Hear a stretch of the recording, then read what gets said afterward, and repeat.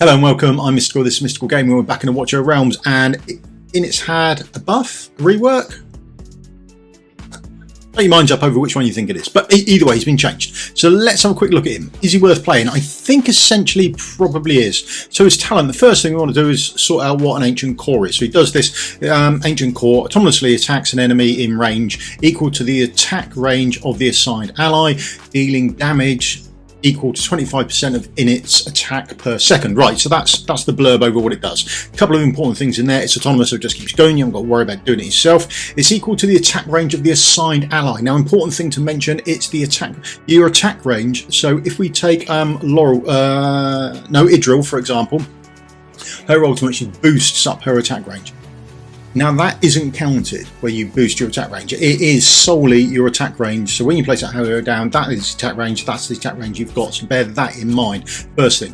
So that is the ancient core. He places the ancient core on people and off they go. So what does his talent do? When deployed, immediately assigns an ancient core to up to 4 allied heroes within skill range to assist each of them.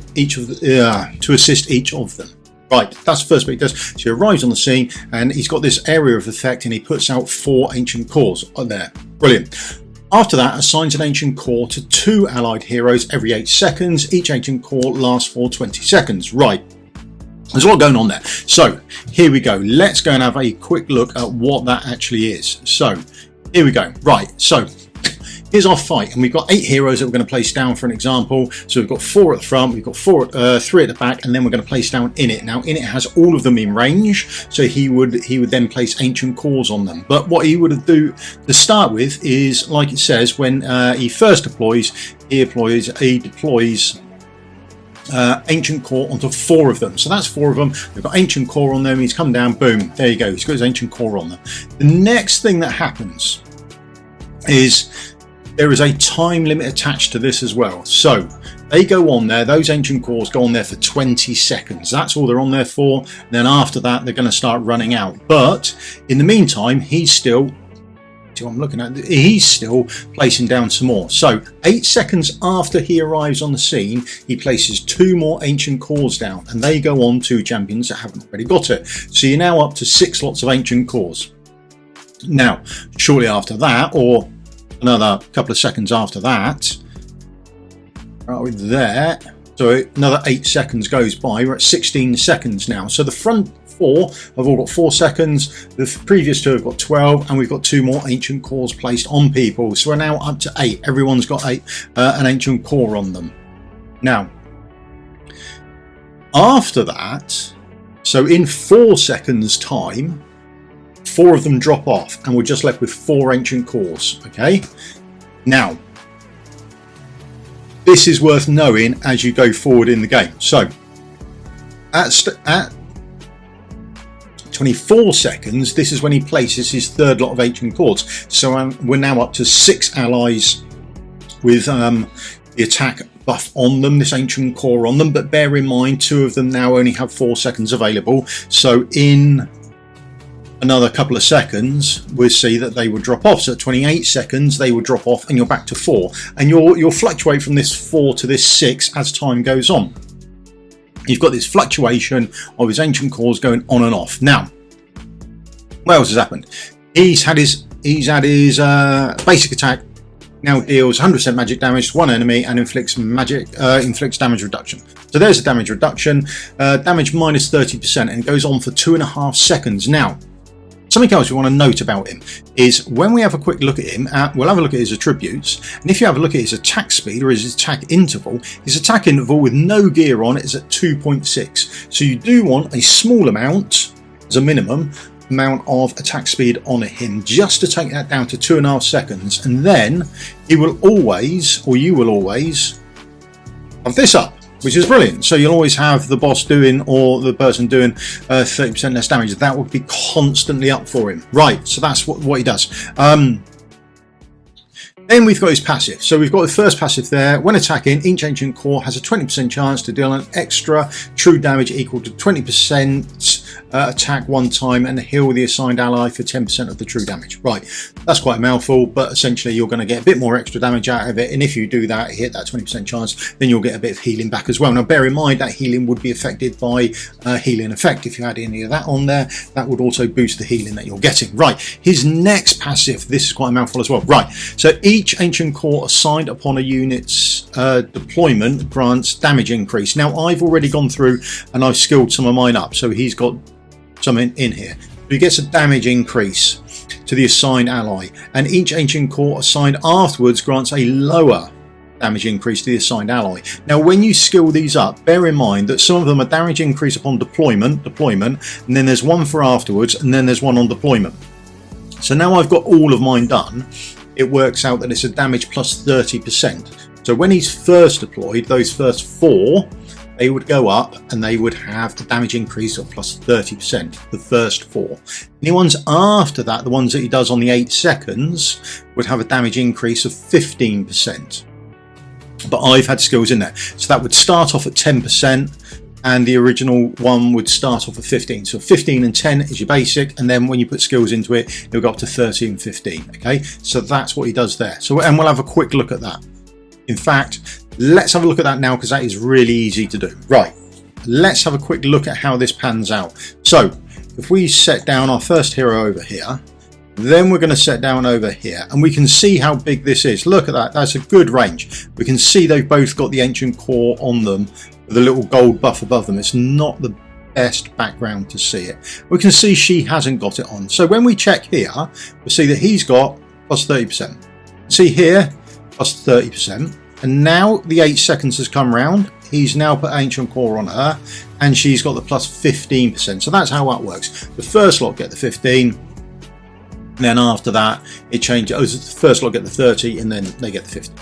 But if you've got books in it, if you haven't, then it'd be somewhat different. So there he is, he's putting on ancient cores again, and where are we? We're now at 15%. So that's it. Once it's gone on after the initial burst, so to speak, everyone will get the 30. So that's pretty much how that works. That's the second passive that he's got, but you constantly get this rolling attack buff placed on people, or damage increase buff placed. Now we come to something that was horrific before and is now just horrifically worded.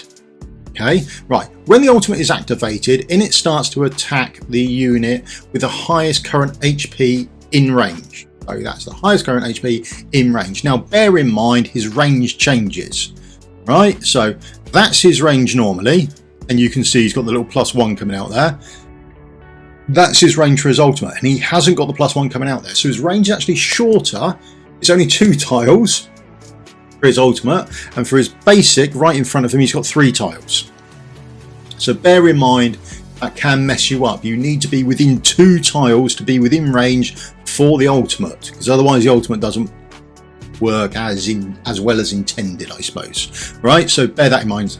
And commands every ancient core on the field to enter hypercharged state. Right, hypercharged state refreshes ancient core's duration, reduces attack interval by 50%, increases damage by 150%. So they get a boost to their damage, and the attack interval is reduced by 50%. Right, all good stuff.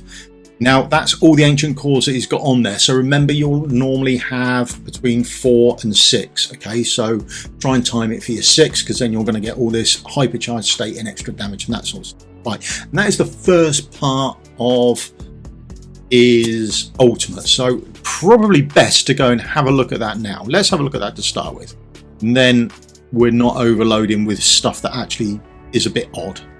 Right, so let's play test it. I go into here and we'll have a look at some stuff. Right, so let's first see how it's supposed to work, or how you want it to work. So we're going to place Silas down there, we can place Idril down there, and we can place Init down there, and there you go. Everyone was in that, so everyone gets that. The ancient core put on him, and we'll speed everything up, and everyone's firing away quite happily. All going good. Great guns, having a whale of a time. Now, we'll slow this down to 1 time speed as we get round to the ultimate time, and then if we fire this off, we can see now everyone fires a line. Now Init fires 2 lines. He has one from above him, one from his staff. Everyone else has one from above them, and then that's how the ultimate works. Right. If we restart this fight and move them down to the bottom, there is a distinct change that happens. Now this is worth knowing. So him over there, we can put you over there, we can put him there, and then we'll wind this up. And you see everyone's still in range, and everyone gets the old damage buff, and everyone's got an ancient core on their head. All that's going brilliantly, so we can see all of that stuff. In fact, can we see quite so well with me being in the way? Probably not that well. Let's just shift me a sec. There we go. I'm probably better out here. And now if we fire off Init, we see that he's not firing off 2 lines. He's only firing off the one. And then he's back to his basic attack. And that is because when you have a look at him, he is out of range of the boss for his ultimate. So his ultimate there isn't actually firing off. And we're not getting all the ultimate. And we can see when we have a look at this and go forward, just to bear that in mind, he's only firing the 1 line off. He doesn't get a true ultimate going off. So when we have a look at the heroes, read the second part of the ultimate, it becomes quite apparent. So right, here's the second part of the ultimate. When the ultimate ends, each ancient core launches enhanced attack to Init's current target, regardless of attack range. Now that's not strictly true. It means his attack range. No, it means their attack range. Very much his range is very important, dealing 150% damage and then implode. So it doesn't mean for their range, and we can go and have a look at this. So if we jump back into it and have gone too far. If we jump back into it and have a quick look, we'll see what it means. So if we have a look at the end of the ultimates, so we'll have a quick fight. We're going to place him up here again. We're going to place you again. We'll place you again. We can even place you down. It's no great shakes. And then we'll speed this up. It'll be more than a couple of seconds, and he'll there we go. We've got 4 up there, so we should expect to see 5 lines of ultimate come out, because it does 2. But it's the important bit that comes after the ultimate is what we're looking for. Let's speed that up. There he is. So when we fire off his ultimate, 1, 2, 3, 4, 5. We've got the 5 lines going off. Now, when it ends, we can now see the graphic changes somewhat. Now, this is the enhanced attacks going through. And I've had a playthrough, and you quite often check the damage going through. So it does hit multiple times, and it's all Init's damage. So that's all Init's damage going on there. He gets credit for that. So that big square of going across, that graphic that you see, is the enhanced attack. Now, if we replay this, we place down our heroes, and then we place down Init. There we are there. Right, so everything's in range and he can attack. Absolutely fine. The only thing is, when he comes to do his ultimate, he'll do the channeling part of the ultimate, but he won't do the enhanced attack part of it. Slow it down now. There we go. You see he's channeling away. Everyone's doing great guns and having a whale of a time. But here we come. Right, now we're getting close to the end. And it just ends. Just fizzles out. Absolutely nothing happens. And that is because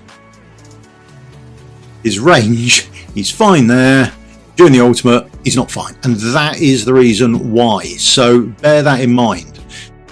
Now, if you change his position a smidge, so that you have him within the 2 tile range. So if I place him back here, going forward, now we see he's in range there because he's got that 1 square on him. And then over here, we see that we've got the square on him again. So he's absolutely fine there. And then if you place your heroes down, they would still be in range to get the ancient core buff on them. There they go, they get that. And then this time going round, we should see, come the end of the ultimate, we'll see the ability go off again, and that's because range does matter. Their range may not. His range very much does matter. So coming towards the end, There we go. There we are there, and there's one coming off there.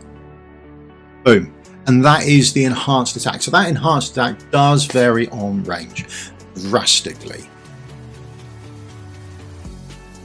Even if, skip all of this, and let's place you there, and you there, and we'll place you over there, and we'll fast forward this. Obviously their range, they are definitely out of range, yet they have ancient core buff on them, which is all good. And then Init will fire off, and that's everyone with an ancient core. Silas has run out. There it goes, they've both gone back on. So we fire this off now. There we go. We see Init's, both of his are going on. Okay, that's because he's in range and he fires off those. There, that second part where range doesn't matter, it absolutely does. So there it ends, and there we go. We get everyone firing off an enhanced attack because then their range doesn't matter. So go careful, make sure you know what you're actually doing. So make sure Init's in range and everyone else is in range as well.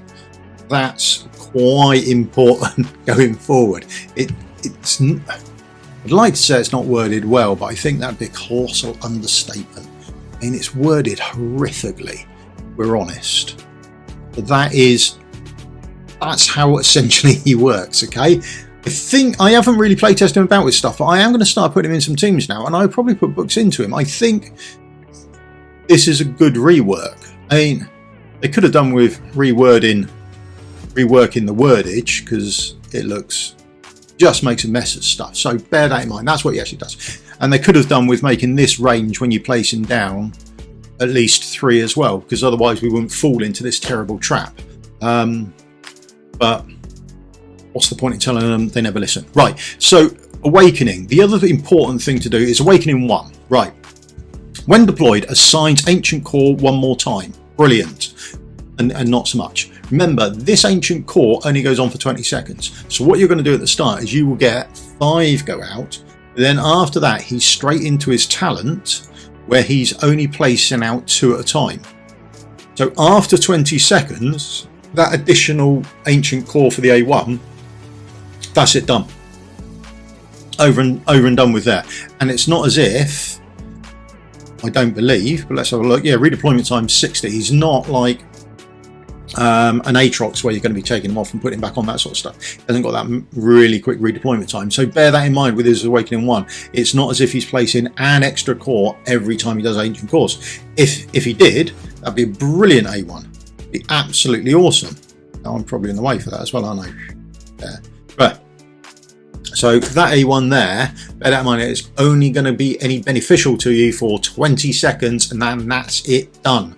But I think with the damage reduction, put a bit of speed on him, make sure you've got his skill time down. In fact, let's have a look at that. That's 7.5 seconds. You can get the cost of it down, but it's only 7.5 seconds. So you might well run out of basic attack. Or is that enhanced to his basic attack? I'm assuming that is fast enough to bring his attack speed down. We are 1.6, absolutely brilliant, that's fine. And then if we go and have a quick attack on this, then we should be able to see if that stays up for the 7.5 seconds that the ultimate's on. Just out of interest before we end. Shortish one today. Once you sort of understand him, it's much easier to know how he works. It's just that ultimate range is shorter than his basic range, which can sort of throw everything off, which makes me think that it's highly likely not going to keep this up. There we go. On his basic attack, and that should stay up all the time now. Not seeing that end at all. It ends, he's basic attacking, ends, basic attacking. That's going on all the time. So that doesn't come down. That's precisely what we wanted. Now let's see if we fire off this. No? Happy days. So that stays on all the time, even during the ultimate. Absolutely fantastic. So all of that is part of his basic attack as well. So probably would do all right in an Infernal Raw set. There you go. So just a quick go over what he actually does. I think definitely worth a shout in some teams. Whether it will work well in this, I don't know. Whether he will bump up some damage, I don't know. I haven't played around with him yet, but we will do soon to see how that goes. And then Obviously Guild Boss 2, I think with a bigger team like that, I think that's enough area of effect when he puts down that he's going to cover the whole of your team. I haven't tried it out yet, but we shall see. Let's go and try it out now. Let's go and try. Well, let's just chuck a team down, make sure we've got everyone going places. Oh, I'm probably going to need a tank at some point. Tanks down.